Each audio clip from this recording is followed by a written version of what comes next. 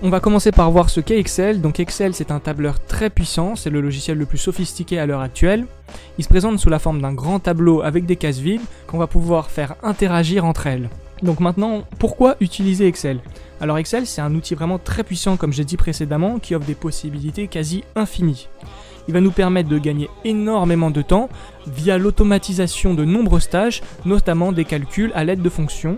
Il va nous permettre de visualiser facilement nos résultats à l'aide de graphiques notamment. Et ensuite, il faut savoir que Excel est indispensable dans le monde du travail car c'est un outil universel. Donc comme vous l'avez vu, il est assez facile de se perdre dans Excel parce que c'est un logiciel vraiment très large et très fourni. Donc on va essayer de vous guider pas à pas via un exemple concret. Donc aujourd'hui ce sera un exemple d'un bulletin de notes dans lequel on va rentrer des notes, calculer des moyennes, des sous-moyennes, organiser son tableau. Et donc on va tout au long de la vidéo vous donner des astuces et des conseils afin que vous puissiez vous améliorer dans la manipulation d'Excel. Petite chose à savoir, les projets sur Excel sont appelés des classeurs. Ils sont segmentés par des feuilles. C'est là où en fait vous allez mettre vos données. Là par exemple on va écrire semestre 1, on va mettre notre premier bulletin, et dans une autre feuille on va mettre semestre 2. Comme ceci. On va rentrer en colonne nos différentes matières, et sur une ligne on va mettre la moyenne, les notes, ainsi que la moyenne générale. Alors pour entrer des données en fait dans une case sur Excel, il suffit de double-cliquer en fait sur une case, et de mettre vos données. Là par exemple on va mettre matière. Et en dessous, on va mettre l'ensemble des matières que vous pouvez avoir en cours. On va mettre par exemple français, et ainsi de suite. On se retrouve juste après. Alors j'ai remarqué qu'on va avoir un petit souci quand on entre nos notes. Le problème c'est qu'ici, on ne voudra pas rentrer de notes pour français, parce qu'on veut juste avoir des notes d'orthographe et de grammaire qui nous feront une moyenne en français. Donc est-ce que tu peux me proposer une solution à ça? Alors là, ce que je te propose en fait, c'est de sélectionner la ligne, et d'aller dans Accueil, et de faire supprimer. Et comme ça en fait ta ligne elle est totalement supprimée, c'est pas juste ta plage de données. Et là ce qu'on veut en fait c'est que français se retrouve à la fois sur la ligne du haut et la ligne du bas. Du coup en fait on va fusionner les deux cases, on va aller dans l'onglet accueil et cliquer sur ce petit icône fusionner. Ici maintenant on rentre français. Là après pour que ça soit un peu plus beau on peut le centrer comme ceci. Bon maintenant je vais faire pareil pour anglais, ça me paraît assez logique. Tiens en passant je vais aussi fusionner ces deux là. Comme ça matière sera à la fois sur cela et sur cela. Pour entrer les dernières notes, je vais vous montrer une astuce assez utile. Donc par exemple, on va écrire une note ici en oral, et si on ne veut pas en fait cliquer sur la case du dessous ou à droite avec la souris, on peut appuyer soit sur Entrée pour aller à la case du dessous, comme ceci, et ensuite entrer la note, et pour ensuite aller à la case de droite, on utilise simplement les flèches directionnelles. Maintenant, naturellement, on va vouloir obtenir la moyenne de nos notes. Alors il existe plusieurs méthodes pour obtenir la moyenne sur Excel. La première, la plus connue, c'est d'appuyer sur égal, et en fait de taper le nom de notre formule. Là on va mettre moyenne, là il est sélectionné, on peut le voir, il est en bleu. Maintenant on va appuyer sur le bouton tabulation. En fait ce bouton va vous permettre d'accéder tout de suite à la formule et de ne pas avoir à écrire le NE puis la parenthèse. Maintenant on va sélectionner notre plage de données, c'est nos 3 notes pour l'orthographe, et on fait entrer. Alors maintenant pour appliquer en fait cette formule à l'ensemble de nos matières, on va pouvoir cliquer glisser. En fait, on sélectionne le carré, on glisse vers le bas. Comme ça, on a la moyenne générale pour l'ensemble de nos matières. Autre méthode, on peut aussi cliquer sur le petit carré en bas à droite de la cellule pour faire glisser en fait notre formule sur l'ensemble de nos données. Ok Victor, donc c'est bien beau de nous avoir montré comment utiliser la moyenne, maintenant j'aimerais voir comment on utilise différentes fonctions. Parce qu'en effet, il n'y a pas seulement la formule de la moyenne qui nous intéresse. Alors tout d'abord, déjà, on aurait pu calculer la moyenne d'une manière différente. Donc par exemple, je vais supprimer cette case, et je vais essayer de calculer la moyenne d'une autre façon. Donc je vais resélectionner la plage de données, je vais aller en haut à droite dans cet onglet, et je vais cliquer juste ici, et en fait on va me proposer d'abord des formules. Donc il y aura la formule de la somme, de la moyenne, etc. Donc je vais cliquer sur moyenne, et ça va me mettre la moyenne juste ici. La grande force d'Excel, c'est également de pouvoir calculer et utiliser des formules soi-même, donc en les entrant manuellement. Donc on va par exemple ici prendre un exemple, on va rajouter une case à notre tableau, donc faire la moyenne du contrôle 1 et du contrôle 2 dans chaque matière. J'ai juste entré le titre de la nouvelle case de notre tableau, donc moyenne, contrôle 1 et 2. Donc ici on va mettre le égal, on va commencer par mettre une parenthèse, cliquer sur le contrôle 1, cliquer sur l'opérateur donc plus, sélectionner la note du contrôle 2, fermer la parenthèse, qu'on va diviser donc par le nombre de notes. Donc on rappelle la formule de la moyenne, c'est la somme des notes divisée par le nombre de notes. Donc on divise ici par 2. Pour diviser, il faut bien utiliser le slash. si on voulait effectuer une multiplication, il faut utiliser l'étoile. On a entré notre formule, on appuie sur Entrée, et donc on va avoir la moyenne de ces deux contrôles, donc qui est de 12,5. Ensuite, si on veut appliquer cette moyenne à tous les contrôles pour chaque matière, on a simplement à aller ici, faire cliquer-glisser et descendre jusqu'en bas. Et donc là, on va avoir la moyenne du contrôle 1 et du contrôle 2 dans chaque matière. Donc ce qu'on vient de voir juste ici nous permet effectivement de rentrer toutes les formules manuellement, donc c'est pour effectuer des calculs relativement simples. Ensuite, un dernier outil qui peut s'avérer utile, donc en fait c'est d'utiliser la petite barre qu'on a juste ici. Alors elle nous sert pour l'instant d'indication parce qu'on ne l'a pas utilisée, mais on peut l'utiliser également. Donc elle permet en fait de savoir déjà dans quelle case est-ce qu'on a cliqué. Donc ici on a H11, donc si on voit ici c'est bien H11. Et elle nous permet également de voir le contenu de chaque case sans avoir à double-cliquer comme ceci. Donc en fait on n'aura pas besoin de double-cliquer, on reste dessus. Et là la formule contenue sera affichée ici. Donc ici on a vu qu'on avait fait la somme de D11 et E12 qu'on a divisé par 2. Et donc si par exemple on veut aller afficher la formule de cette case, on va ici, et on voit que dedans on a bien fait la moyenne de toutes les moyennes qu'on a eues juste ici. Donc maintenant on va pouvoir fermer cette petite parenthèse et revenir à notre sujet de base, c'est-à-dire comment accéder à l'ensemble des fonctions proposées par Excel. Pour avoir accès à toutes les fonctions, on va aller dans l'onglet juste ici Formule, et on va pouvoir avoir accès à l'ensemble des fonctions proposées par Excel. Donc soit on va pouvoir entrer manuellement sa fonction juste ici, soit on va pouvoir choisir des fonctions déjà prédéfinies. Donc on va retrouver ici toutes les formules que Excel propose.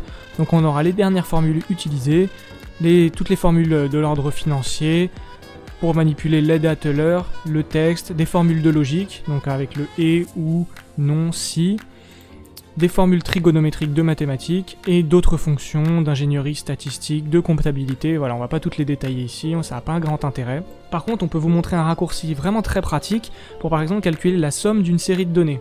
Alors si on revient sur notre accueil, on va pouvoir soit faire comme on l'a présenté précédemment, sélectionner nos données et appuyer juste ici pour calculer la somme, mais on peut également cliquer sur le bouton Alt et le bouton plus ou égal en même temps. Donc on le fait en même temps, Alt et la touche égale, et en fait donc la somme va se mettre juste à la suite, juste ici. Donc ici ce sera la somme des données qu'on a sélectionnées. On peut faire un exemple, on sélectionne toutes les données ici, on fait Alt et la touche plus ou égal, et donc on aura la somme en dessous de chaque colonne qui correspond donc à la somme des notes obtenues pour le contrôle 1, pour le contrôle 2, pour le contrôle 3, et la somme de toutes les moyennes juste ici. Ok, on va revenir à la création de notre bulletin. Là, comme vous avez pu le voir, pour les moyennes, en fait, on s'est retrouvé avec plein de décimales, et on aimerait en fait les enlever pour que ça soit plus propre. Alors ce qu'on va faire, c'est qu'on sélectionne la plage de données, on va faire un clic droit, et on va aller dans Format de cellule. Et là, en fait, on va avoir un ensemble de catégories, où on va pouvoir choisir en fait le type de données qu'on a, si c'est une heure, une date, de la comptabilité. Et là, dans notre cas, en fait, c'est un nombre. On va pouvoir changer son nombre de décimales. Là, on va pouvoir mettre une seule décimale, et on va l'appliquer. Comme ceci. Ce qu'on vient de faire, on peut aussi le faire manuellement. On sélectionne la plage de données encore une fois, et là on fait augmenter ou diminuer le nombre de décimales.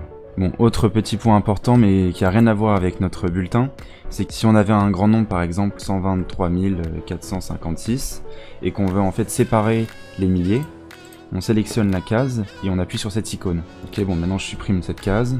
Et autre fonctionnalité, on peut rajouter très simplement en fait la date d'aujourd'hui, en faisant un raccourci clavier, en appuyant sur CTRL plus point virgule. Alors ce qu'on va faire, c'est qu'on va fusionner les deux cases et on va appuyer CTRL point virgule.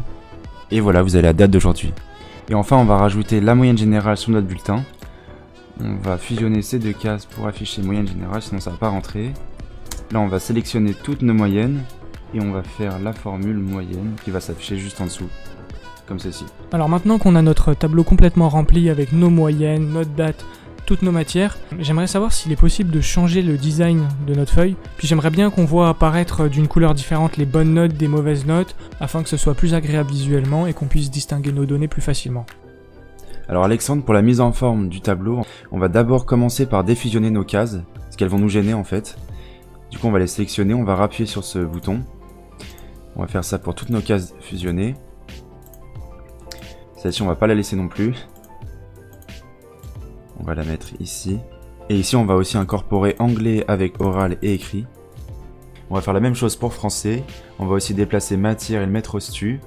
Et puis, on va défusionner en fait la date pour qu'elle soit centrée avec le reste. Ok, maintenant pour la mise en forme de notre tableau, plusieurs choix s'offrent à nous. On va soit pouvoir mettre des bordures simples sur les côtés, ou mettre sous forme de tableau. Dans les deux cas, on va devoir sélectionner l'ensemble de notre tableau. Alors des raccourcis clavier sont proposés par Excel. On peut en fait appuyer sur la touche majuscule ou Shift, et après en fait utiliser les touches directionnelles. Comme ceci. Là en fait on va devoir à chaque fois appuyer pour chaque case.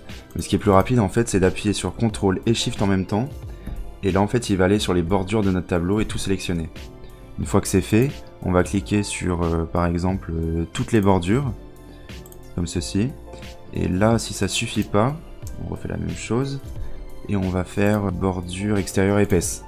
Comme ça là notre tableau est bien agencé, on voit bien les contours. Pour la deuxième option on va retourner en arrière, on va faire CTRL Z. On va enlever toutes les modifications. On va resélectionner l'ensemble de notre tableau avec CTRL et SHIFT. On va aller sur l'option mettre sous forme de tableau. Vous avez plusieurs options, clair, moyen ou foncé. On va faire quelque chose de moyen en gris. Il y a une option, c'est mon tableau comporte des en-têtes.